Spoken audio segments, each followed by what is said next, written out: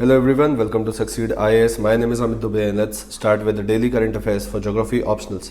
First article is on retreat of Indian monsoon and इस साल Indian monsoon के retreat में बहुत ज़्यादा डिले हुआ है, तो ये एक रीज़न है जिसकी वजह से इंडियन मानसून काफ़ी न्यूज़ में है. Second reason, retreat of monsoon के टाइम बहुत ही हेवी फ्लड्स आए हैं उत्तराखंड एंड केरला में. थर्ड, जो रिट्रीट है इंडियन मानसून के उसके पैटर्न्स में कुछ चेंजेस आए हैं एंड ये 2000 से लेके 2020-21 तक सिक्स्थ टाइम ऐसा हो रहा है कि रिट्रीट ऑफ मानसून में डिले हुए हैं एंड इसका मतलब ऑलमोस्ट 20 इयर्स में 6 बार डिले हुआ है. तो अब जो फ्रीक्वेंसी है ये डिले का ये बढ़ते जा रहा है, क्योंकि यहाँ पे एक फैक्ट दिया गया है कि 1975 से 2021 तक सिर्फ 7 बार, मतलब 25 साल में सिर्फ 7 बार डिले हुआ था, लेकिन अब 20 साल में 6 बार डिले हुआ है. इसका मतलब जो मानसून का रिट्रीट है इसके पैटर्न में कंटिन्यूसली चेंजेस आ रहे हैं एंड इसका एक इंपॉर्टेंट रीजन ऑफ कोर्स आपका है ग्लोबल वार्मिंग. तो अभी कुछ इंपॉर्टेंट फैक्ट्स देख लेते हैं जो इस आर्टिकल में है. फॉर एग्जांपल, जो नॉर्मल रिट्रीट ऑफ मानसून का डेट है, रिट्रीट जब स्टार्ट होता है वो डेट होता है सितंबर 17. ये अपने लॉन्ग पीरियड एवरेज के हिसाब से ये डेट है, बट इस साल रिट्रीट ऑफ मानसून स्टार्ट हुआ आपका ऑलमोस्ट आफ्टर सितंबर 27, ऑलमोस्ट 10 दिन से डिले था. एंड जो नॉर्मल रिट्रीट ऑफ मानसून है ये स्टार्ट होता है सितंबर 17 को, एंड होता है बाय अक्टूबर 15 तक. एंड इस साल बाय 29 ऑफ अक्टूबर ये कंप्लीट हुआ है प्रोसेस. तो ऑलमोस्ट 10 दिन बाद स्टार्ट हुआ रिट्रीट एंड ऑलमोस्ट 12-15 दिन बाद ये प्रोसेस कंप्लीट हुआ.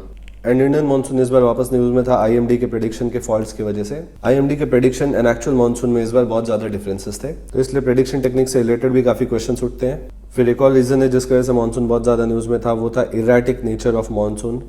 आईएमडी का प्रेडिक्शन था कि इस बार नॉर्मल मानसून होगा ऑलमोस्ट अगस्त तक, मतलब थर्ड मंथ ऑफ मानसून, जिसको हम लोग सेकेंड लास्ट मंथ भी बोल सकते हैं, क्योंकि जून, जुलाई, अगस्त, सितंबर ये 4 महीने ही मानसून पीरियड है.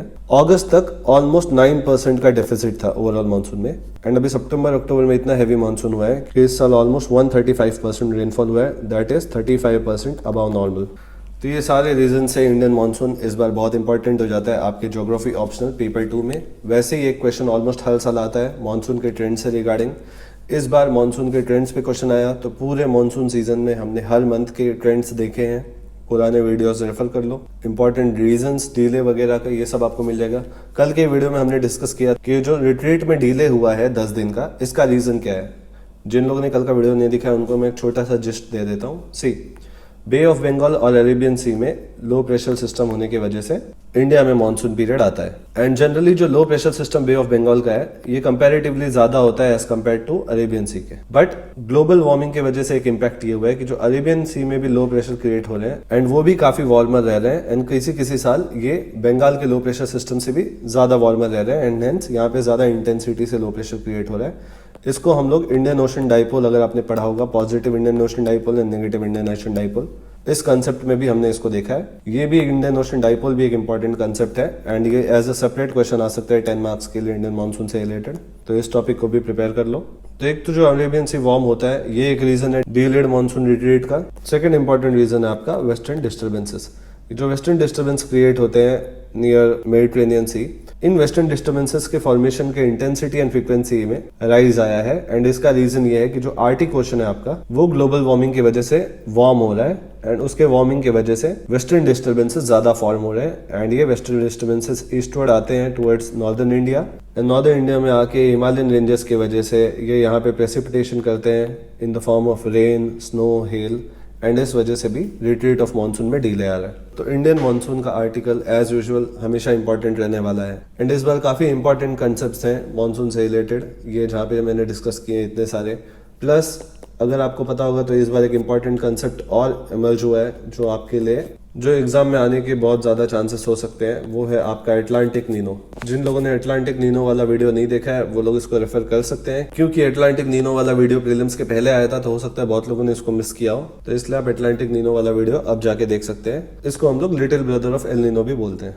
नेक्स्ट आर्टिकल कोल सेक्टर से रिलेटेड एंड ये आपके ज्योग्राफी ऑप्शनल के 2-4 टॉपिक से रिलेट करता है. एक हो गया आपका एनर्जी क्राइसिस, जिसके बारे में हम लोग यहाँ पे बात करेंगे. दूसरा आपका हो गया energy and resources and third आपका हो गया इंडस्ट्रियल लोकेशंस, जिसमें से ये 2 टॉपिक आपके स्टैटिक टाइप के टॉपिक है. एंड कोल के बारे में यूपीएससी ने बहुत ज्यादा क्वेश्चंस पूछ लिए हैं कि कोल के रिजर्व्स कहाँ पे हैं, इंडस्ट्रियल लोकेशन कौन से फैक्टर्स पे डिपेंड करता है. यहाँ पे आप वेबर्स इंडस्ट्रियल लोकेशन मॉडल को भी कोट कर सकते हैं.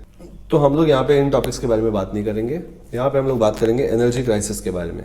पर आपको ये चीज़ें पता होना चाहिए कि इंडस्ट्रियल लोकेशन जो है कोल इंडस्ट्रीज के, वो आज जहाँ पे भी है ईस्टर्न इंडिया के साइड में, जैसे झारखंड, छत्तीसगढ़, वेस्ट बंगाल, तो वो यहाँ पे क्यों लोकेटेड है इंडस्ट्रीज, ये आपको रीजंस पता होना चाहिए। एंड कोल एनर्जी के रिसोर्सेस एग्जैक्टली वहाँ पे क्यों मिलते हैं, कोल का फॉर्मेशन कैसे होता है, कौन से प्रोसेसेस इन्वॉल्व होते हैं, ये सब सारी चीज़ें आपको पता होना चाहिए। अभी हम लोग एनर्जी क्राइसिस पे फोकस करेंगे, क्योंकि कोल के सप्लाई एंड डिमांड में बहुत ज़्यादा इश्यूज आ चुके हैं। सप्लाई बहुत कम है, डिमांड बहुत ज़्यादा है, एंड अभी क्राइसिस इतना ज़्यादा बढ़ चुका है कि with in a period of months around 1 million jobs impact हो सकते हैं इंडिया में, एंड अराउंड 5000 SMEs इससे इम्पैक्ट हो सकते हैं, एंड इनका बिजनेस कंप्लीटली शट डाउन हो सकता है। तो इतना बड़ा क्राइसिस आ सकता है, तो ये आर्टिकल बहुत इंपॉर्टेंट हो जाता है आपके एनर्जी क्राइसिस वाले सेक्शन से। अब हम लोग यहाँ पे देखते हैं कि एग्जैक्टली इशू चल क्या रहा है। अब ये एग्जैक्ट इशू समझने से पहले हम लोग को ये पता होना चाहिए कि कोल कहाँ कहाँ पे यूज होता है, कौन से इंडस्ट्रीज में। फॉर एग्जांपल एल्युमिनियम सेक्टर में कोल यूज होता है, फिर थर्मल पावर प्लांट्स में यूज होता है, एंड और कुछ रिटेल इंडस्ट्रीज में यूज होता है, जो यहाँ पे बहुत ज्यादा इंपॉर्टेंट नहीं है। मेन है आपका aluminium and thermal power plants, जो मेजर कंज्यूमर है कोल के। अब हम लोग देख सकते हैं कि ये जो कोल की शॉर्टेज है, इसके रीजंस क्या है। तो इसके दो रीजंस है, एक रिलेटेड है आपके डोमेस्टिक रीजन से, and second international reasons. Domestic reason आपका क्या है कि मॉनसून के एराटिक नेचर की वजह से जो कोल की माइनिंग है वो इम्पैक्ट हो रही है, एंड क्योंकि माइनिंग नहीं हो पा रही है, इस वजह से कोल अवेलेबल नहीं है डोमेस्टिकली। तो ये तो हो गया आपका डोमेस्टिक शॉर्टेज का रीजन।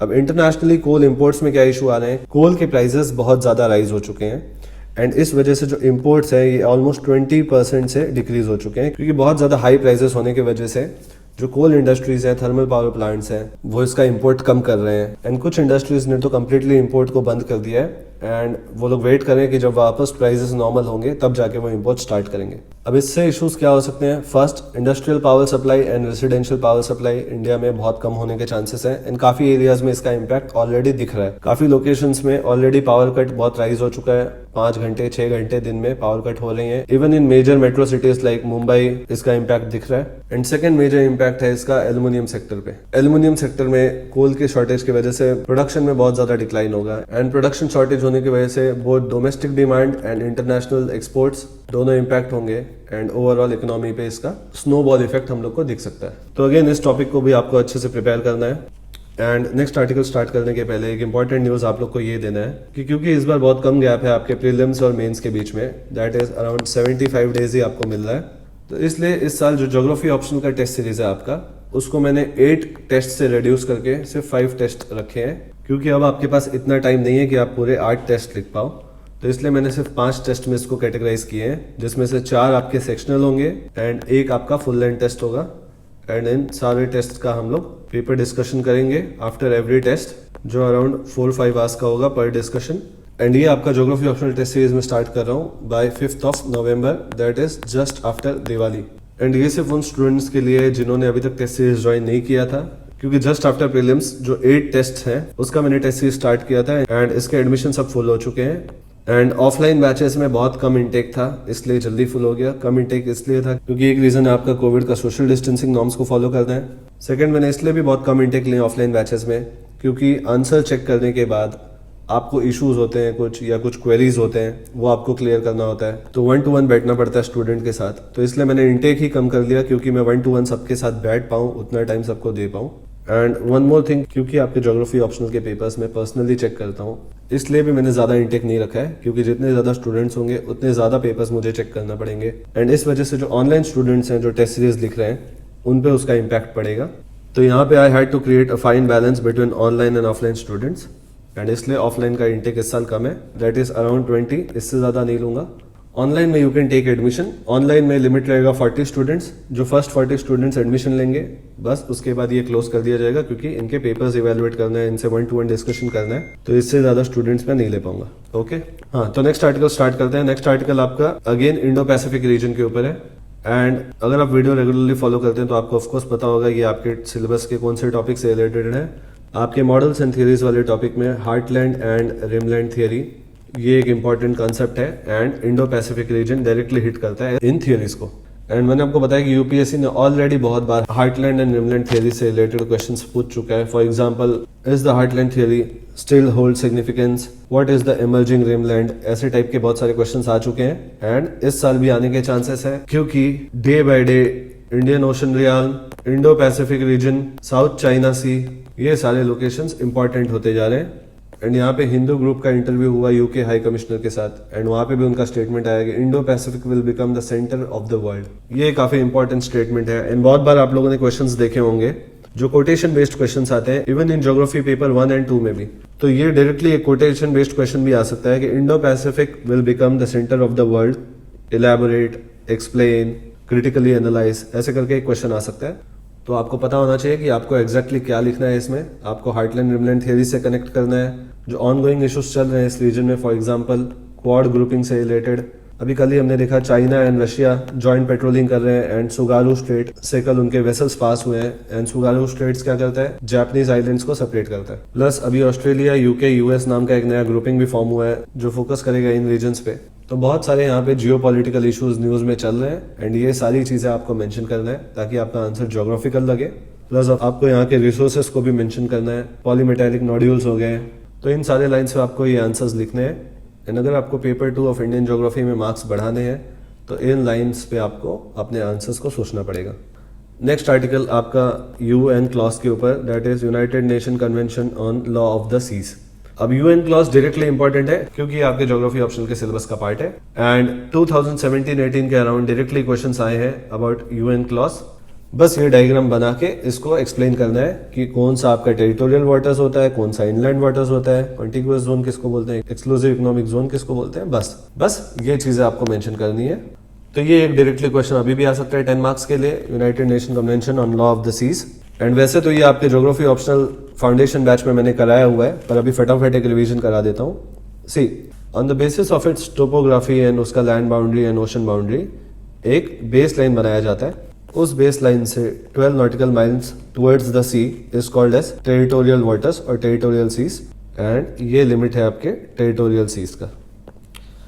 अब टेरिटोरियल सीज से आगे 12 नॉटिकल माइल्स तक जो एरिया होता है उसको हम लोग बोलते हैं कॉन्टिगुअस जोन एंड अगर बेस लाइन से बात करेंगे तो ये 24 नॉटिकल माइल्स है। तो ये आपका होता है कॉन्टिगुअस जोन एंड आपके बेस लेवल से अराउंड 200 नॉटिकल माइल्स तक जो एरिया होता है उसको हम लोग बोलते हैं एक्सक्लूसिव इकोनॉमिक जोन एंड ये 200 नॉटिकल माइल्स पे आपका एक्सक्लूसिव इकोनॉमिक जोन एंड होता है एंड इसके बाद आपका इंटरनेशनल वाटर्स स्टार्ट होता है। एंड इस हर जोन में कुछ राइट्स होते हैं जो उस पर्टिकुलर कंट्रीज के पास होते हैं। फॉर एग्जांपल इस एरिया के जो रिसोर्सेस होते हैं ये इस पर्टिकुलर कंट्री के होते हैं एंड इन्हीं पॉइंट्स को आपको डिटेल में एक्सप्लेन करना है आंसर में। तो इस टॉपिक को आप एक बार जरूर प्रिपेयर कर लो। अब नेक्स्ट 2 आर्टिकल्स मैप मार्किंग के लिए इंपॉर्टेंट है। First is Mulla Periyar dam and Mulla Periyar dam आजकल न्यूज में चल रहा है क्योंकि जो रिवर वाटर पैनल बना है इस इशू के ऊपर उसकी आजकल मीटिंग्स चल रहे हैं। तो मुल्ला पेरियार डैम आपके लिए इंपॉर्टेंट हो जाता है मैप लोकेशन के लिए। यहाँ पे लोकेशन है मुल्ला पेरियार डैम का। इशू किसके बीच में चल रहा है, ऑफकोर्स कर्नाटक एंड तमिलनाडु के बीच में एंड इसका 30 वर्ड्स में आपको डिस्क्रिप्शन लिखना है अपने नोट्स में। Next article Arunachal Pradesh and Tawang district के ऊपर। अगेन तवांग डिस्ट्रिक्ट भी आपके मैप मार्किंग के लिए इंपॉर्टेंट हो जाता है। जिसको तवांग डिस्ट्रिक्ट के बारे में नहीं पता, ये अरुणाचल प्रदेश में एक डिस्ट्रिक्ट है जिसको चाइना क्लेम करता है as its own territory and hence यहाँ पे हमेशा बॉर्डर डिस्प्यूट का कुछ इशू चल रहा होता है। प्लस चाइना स्टेपल्ड वीजा भी देता है तवांग डिस्ट्रिक्ट के लोगों को। ये भी एक बहुत बड़ा इशू है इस रीजन में। तो तवांग डिस्ट्रिक्ट आपके मैप मार्किंग लोकेशंस के लिए इंपॉर्टेंट हो जाता है एंड ये है आपका तवांग डिस्ट्रिक्ट वाला area at the corner of Bhutan, Tibet and India. ये है आपका तवांग डिस्ट्रिक्ट एंड इसका भी आप 30 वर्ड्स में अपने नोट्स में डिस्क्रिप्शन ऐड कर लो।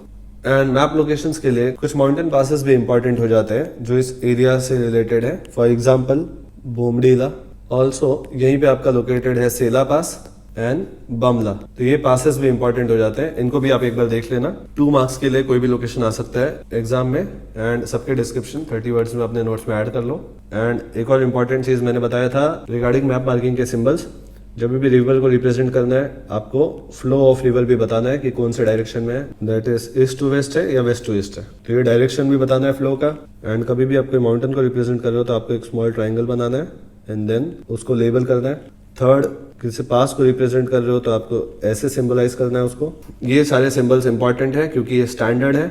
अगर ये सिंबल्स आप नहीं यूज करते हो तो हो सकता है एग्जामिनर के मूड के ऊपर है कि को 1 मार्क देना है या नहीं देना है, बट अगर आप यूज करोगे तो डेफिनेटली मैप मार्किंग का 1 मार्क्स आपको मिलेगा एंड डिस्क्रिप्शन करेक्ट है 30 वर्ड्स का, तो 1 मार्क उसके मिलेंगे। तो दैट्स इट फॉर टुडे। जिन लोगों को ये पीडीएफ रेफर करना है वो टेलीग्राम चैनल से इसको जाकर डाउनलोड कर सकते हैं। टेलीग्राम चैनल है succeed IAS official And that's it for the day. Goodbye. Take care.